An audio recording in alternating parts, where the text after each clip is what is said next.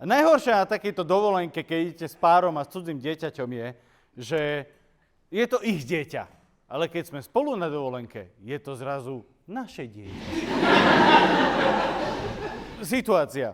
Čisto vymyslená, by the way, hej? Len aby ste si nemysleli, že toto sa mi reálne stalo.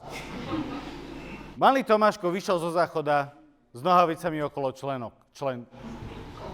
Spodkov nohou.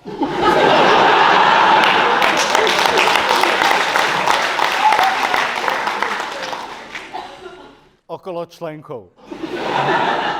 Vyšiel vonku, takto zo záchoda, a jeho mamina sa postavila, no poď Tomáško, ideme sa utrieť. A Tomáško, že nie, ja chcem, aby ma utrel Ujo Martin. Viete, čo bolo najhoršie na tej situácii, ktorá sa mi určite nestala? Že tá maminka pozrela na mňa, že chceš? Prečo by som mal chcieť?